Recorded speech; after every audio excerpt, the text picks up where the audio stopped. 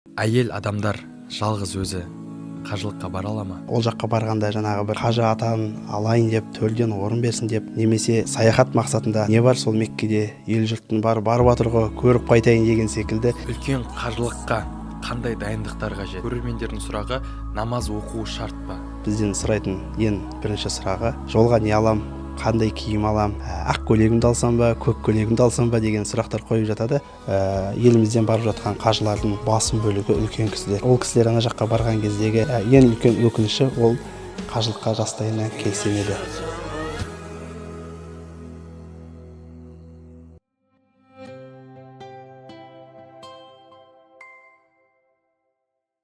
Ассалаумағалейкум, қымбатты көрермендер. Қызмет саяхат компаниясының YouTube арнасына қош келдіңіздер.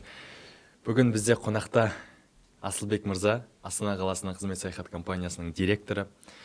Бүгінгі біздің тақырыбымыз үлкен қажылық туралы кең айтатын боламыз. Асылбек мырза, өзіңіз туралы айтып кетсеңіз, таныстырып кетсеңіз. Ассалаумағалейкум, рахматуллахи ва баракату. Мен есім Асылбек Салимов, Торғай өңірінің тумасымын. Жалпы мынау қызмет саяхат қажылық және умра компаниясында 2015 жылдан бері қажыларға қажылық қызметін беріп келеміз. Сонымен қатар дәл қазір Астана қаласында қызмет саяхаттың филиалында басшылық қызметін атқарып келеміз. Жалпы сонымен қатар үлкен қажылық кезінде маңызды қызметтердің бірі болған ұйымдастыру, яғни мұназым қызметін атқарып келемін ұзақ жылдардан бері. Жаңа өзіңіз айтқандай, Алланың жәрдемімен осы саладамын дедіңіз. Не үшін қажылық саласын таңдадыңыз? Енді біріншіден мен өзімнің бірінші бітірген мамандығым дінтану бөлімін бітірген болатынмын. Жаңағы Түркия мемлекетінде, сонымен қатар Иордания мемлекетінде өзім білімді жетілдіріп бітіріп келген болатын. Сонымен қатар екінші бір мамандық, қосымша бір мамандық ретінде туризмді бітіргенім бар. Сол екеуін ұштастырып, ең басты мақсатымыз әрине Алланың ризалығы болғаннан кейін, және де ерекше бір қызмет, өзін бітірген салама келетін қажылық қызметін таңдаған болатынмын. Сол себепті осы салада қызмет етуді ұйғардым. Керемет, онда үлкен қажылық туралы бисмилля деп бастайық сұрақтарымызды. Бірінші сұрақ, көрермендер өте қызықты сұрақ. Үлкен қажылық пен кіші қажылықтың айырмашылығын айтып кетсеңіз.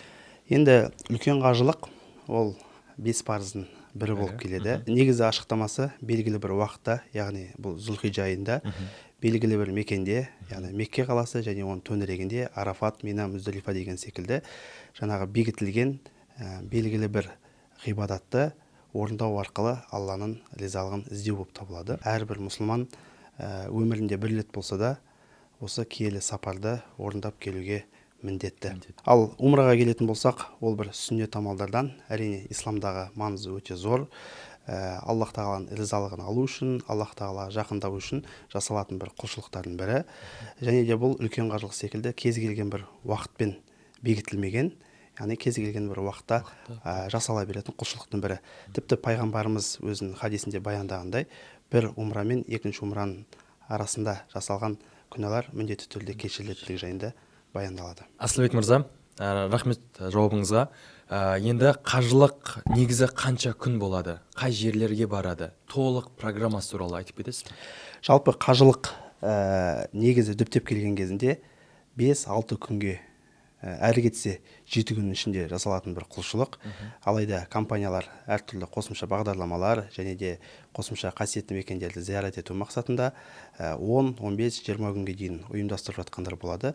Негізінде алып қарайтын болсақ, қажылық Зүлхиджа айының 8 мен 13 аралығында орындалады.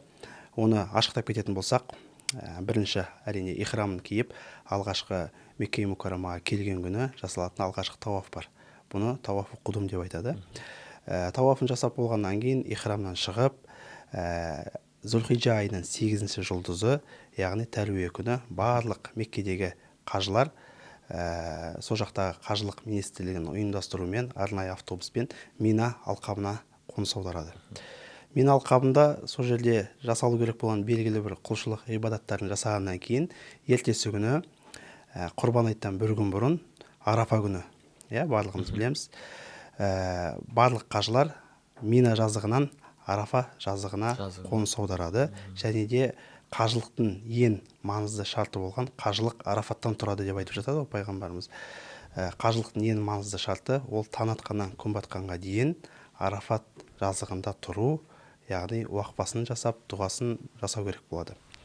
Ол жерде уақфасын жасап болғаннан кейін, кешке күн бата бастағаннан кейін барлық қажылар Мүздалифа алқабына қоныс аударады. Ол жерге барған кезінде әрине ертесі күні айттың бірінші күні болғандықтан шайтанға тас ату құлшылығы бар, рәсімі бар. Сондықтан сол жерде шайтанға ататын тастарын жинайды. Осы жақын уақытта есіме түсіп тұр, айта кетейін. Бір әңгіме шықты ғой, Мекке қаласында тасты сатады екен деген секілді. Жоқ, ешқандай тас сатпайды. Сол Мүздалифа жазығына келгенде қажылар өзі жаңағы жасайтын қажылығының түріне байланысты жаңа 49 немесе 70 деген секілді тасты сол жерде жинап алады.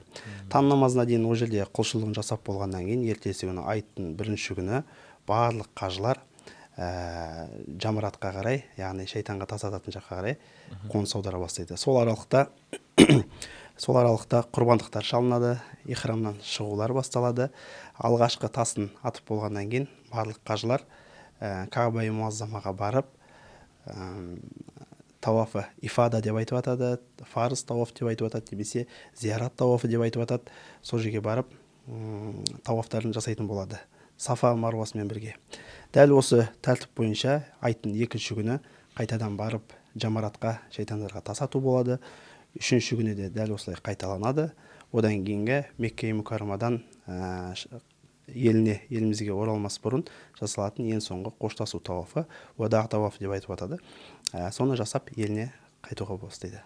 Асылбек мырза, мынандай сұрақ, қажылық парыз болу үшін қандай шарттар қажет? Қажылық кімдерге парыз? Жалпы қажылықтың бір кісіге парыз болу үшін әрине ең бірінші мұсылман болуы шарт. Сонымен қатар ақыл-есі дұрыс, балиғат жасқа толған және бір бостандықта болған кісі болу керек. Қаражатының, яғни өзінің керекті шығындарының сыртында ол қажылыққа барып келгенге дейінгі отбасына және де өзіне жолға жеткілікті болатындай қаражаттың болуы.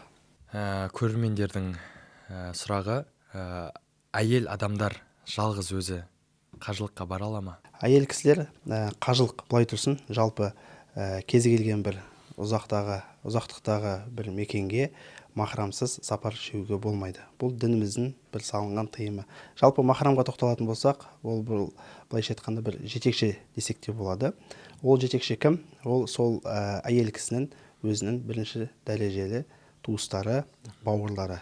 Ашықтай кететін болсақ, әкесі, туған інісі, немесе жаңағы 18 жасқа толған ер баласы, немесе өзінің күйеуі, жолдасы. Осы кісілердің бірі болған кезде ғана әйел кісі сапар шеге алады. Және де бұл жерде бір қандай да бір жаспен шектеу жоқ. Ислам дінінде 9 жаста және 90 жастағы әйел кісі болса да, ол міндетті түрде махраммен сапар шегу керек болады. Асылбек мырза, рахмет жауабыңызға. Енді мынандай сұрақ, үлкен қажылыққа қандай дайындықтар қажет? Көрермендердің сұрағы, намаз оқу шарт па? Әрине, қажылық бұл бір ғибадат болғанмен бірге, бұл бір сапар. Әрбір сапарға шықпас бұрын арнайы бір дайындық керек болады. Ол физикалық тұрғыда және де рухани тұрғыда.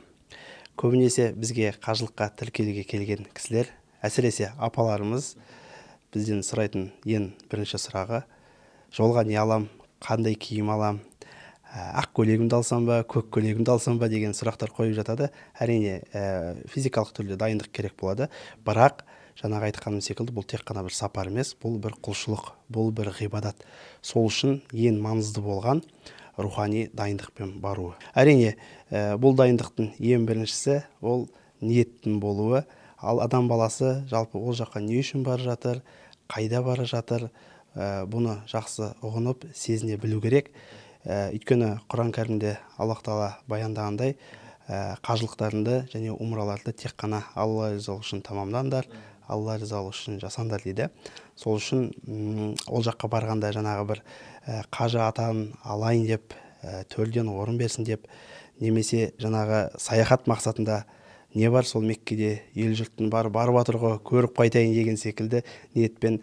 Сонымен қатар Меккеге барған кісілер жақсы білет, адам көп болған жерде сауда-саттық та көп. Жаңағы сауда-саттық ниетімен барып жатқан кісілер де бар. Сол үшін адам өзінің ниетін әу бастан жақсылап алып, ең бастысы Алланың ризалығын көздеп, сол ниетпен барғаны дұрыс болады. Өйткені пайғамбарымыз айтқандай, амалдар ниетке байланысты. Одан кейінгі дайындық ол әрине белгілі бір білімнің болуы, яғни адам умраға немесе қажылыққа бармас бұрын арнайылап бір белгілі қажылық умра кітаптарын оқып, қажылық және умраның рәсімдерін, жасалатын шарттарын жақсылап меңгеріп оқып барғанда өз үшін абзал болады. Осыған орай айтқым келіп отыр, мынау әсіресе үлкен қажылық уақыттар жақындаған кезінде Қазақстан мұсылмандар діни басқармасын ұйымдастырумен еліміздегі көптеген мешіттерде арнайы қажылық сабақтары ұйымдастырылады. Соларға қатысып, барып, оқып, үйренгені абзалырақ болады әрине. Әрине, тағы бір маңызды болған дайындықтың бірі ол барлық қарыздардан құтылып кету, немесе белгілі бір мәмілеге келіп, жаңа қарыз болған кісімен, немесе өзі жоқ кезінде қандай да бір түсініспеушілік болмас үшін барлық дау-дамайларды барлығын шешіп кеткені жақсырақ болады. Тағы бір керек болған дайындықтардың бірі, әрі өте маңыздысы, бұны тіпті ниеттен кейінгі керек болатын дайындық десеңіз, бұл сабыр. Сабыр түбі сары алтын деп айтып атамыз ғой. Бұл сабыр қажылықта өте қатты маңызды. Өйткені пайғамбарымыз айтады, қажылық машақаттан тұрады дейді. Бұрынғы кезде ата-бабаларымыз қажылыққа қалай барды? Жаңағы 5-6 ай жол жүріп, атпен, түйемен жаяулатып, қаншамасы жете алмай қалды, қаншамасы жолда қалды деген секілді. Бірақ қазір ондай дәуір емес, атпен, түйемен баратын, самолетпен, ұшақпен 5-6 сағатта жетіп баратын мүмкіншілік бар. Бұл біз үшін үлкен нығмет. Кейбір сәттерде әрине бұл нығметті де түсінбей жатамыз. Прямой рейс жоқ па, немесе тағы да тезірек баратын, немесе жаңағы кейбір қалалар арқылы пересадка жасайтын жерлер болады. Сол жерде аз күтетіні жоқ па деген секілді жайттар болып жатады. Жаңа пайғамбарымыз баяндағандай қажылық машақаттан тұратын болғандықтан ол қиындықты көргеніміз жақсырақ болады десек те болады. Тіпті ғалымдар айтады, ешбір қиыншылықсыз өткен қажылықтан кішкене күмәндану керек дейді. Неге десе, пайғамбарымыз айтты ғой дейді, қажылық қиыншылықтан, машақаттан тұрады деп. Егер бәрі жақсы, бәрі қолайлы, жеңіл түрде өтіп кетсе дейді, ғалымдар өз-өздеріне күмәндана бастаған, қажылығым дұрыс болмай қалды ма деген секілді. Сонымен қатар жалпы пайғамбарымыз ешбір құлшылықта, ешбір ғибадатта жеңілдік сұрамаған екен. Бірақ қажылыққа және умраға ниет еткенде, я Раббым, ниет еттім сенің рызаң үшін қажылық жасауға, бұны қабыл ет, әрі жеңілдет деп айтамыз. Бұл пайғамбарымыздың ниет ету әдісі. Осыдан ақ түсінуге болады қажылықтың қаншалықты қиын болғанын. Сол үшін осы жерде бізге керек болатын дүние ол не? Сабыр. Асылбек мырза, мынандай сұрақ, кейбір жандар қажылыққа өте қатты барғысы келеді. Бірақ мынандай сұрақ қояды, 5 уақыт намаз оқу шартта, яғни 5 уақыт намаз оқу керек пе ол жаққа бару үшін? Жоқ, әрине, қажылыққа бару үшін міндетті түрде намаз оқу керек деген бір шарт, ондай талап жоқ. Әрине, қажылыққа барып жатқан кісілердің барлығы 5 уақыт намазда емес кісілер. Бірақ та ана жаққа барғаннан кейін Мекке қаласы адамды тура жолға жетелеуші, хидаят беруші бір қала болғаны жайында айтылады Құран кәрімде. Сол үшін намаз бастағысы келіп бастай алмай жүрген кісілер үшін жақсы бір мүмкіндік. Ана жаққа барғаннан кейін жаңағы атмосфераны сезініп, сол күйге енгеннен кейін ол үшін бір серпіліс десек те болады. Аллаға деген махаббат. Келгеннен кейін жаңағы намазын оқып, жалғастырып кетіп жатқан жандар да бар. Мынандай сұрақ, пайғамбарымыз Алланың оған игілігі мен сәлем болсын, өмірінде осы үлкен қажылық неше рет жасады, кіші қажылық неше рет жасады? Жалпы пайғамбарымыз өмірінде толық 3 рет умра жасап, және де 1 рет қажылық жасаған болатын. Осы үрдіс бойынша бұл қызмет саяхат компаниясының бір ерекшелік десе болады. Біз барған кезде қажыларымызға, умрашыларымызға міндетті түрде топпен, группамен 3 умра жасатамыз. Жаңағы бірінші умра алғашқы келген күні жасалады. Бұл егер Мәдина қаласына келген болатын болса, Зүл-Хулейфадан бастап, екінші умрамызды Айша анамыздың мешітіне апарып, сол жерде ниет етеді. Үшінші умрамызды Жиғраны 15 шақырым жерде орналасқан Жиғраны миқат аймағынан барып сол жерге ниет етіп жалпы үш умраны жасатып отырамыз. Кейбір группаларға мүмкіндік болған кезінде жаңағы 25 шақырым жерде орналасқан Худайбиеге де апарып умра жасатқан кездеріміз болды. Дәл қазір ол жерде мешіт өте кішкентай, реставрация жұмыстары жүріп жатырғаннан кейін қазіргі группаларға 4-ші умраны жасата алмай жатырғанымыз бар. Асылбек мырза, менің естуім бойынша осы үлкен қажылыққа әр компания квота бөледі. Сол туралы айтып кетсеңіз. Жалпы бұл квота мәселесі Сауд Арабиясы өзінің жыл сайын қажылық уақыты жақындаған кезінде қажылықты жақсы түрде, тәртіппен, жүйемен ұйымдастыру үшін әрбір мемлекетке квота, яғни қажы орын санын бөліп береді. Әдетте бұл жаңағы сол елдегі мұсылман санына қарай бөлінеді. Егер жаңа 1 миллион мұсылман болатын болса, 1000 квота деген секілді солай бөліп береді. Дәл осы қажылық уақыттары жақындаған кезінде Қазақстан мұсылмандар діни басқармасынан арнайы ұжымы Сауд Арабиясына барып, сол жақтағы қажылық министрлігімен келісіп, біздің елімізге тиесілі болған квотаны алып келеді. Ары қарай Қазақстан мұсылмандар діни басқармасы компаниялардың, еліміздегі қызмет атқарып жатқан туроператорлардың өзінің шамасына қарай, тәжірибесіне қарай, сонымен қатар лицензия және рұқсаттарына қарай квоталарды бөліп береді. Дәл осы көріп жатқан қымбатты көрермендер, біздің қызмет саяхат компаниямызға 300 орын, яғни 300 квота бөлінді. Үлкен қажылыққа ниет етіп отырған жандарға астында сілтеме бар. Алланың қалауымен броньдап орындарда алып қойсаңыздар болады. Орын саны шектеулі. Алла тағала ниеттеріңізді қабыл етсін. Асылбек мырза, мынандай сұрақ.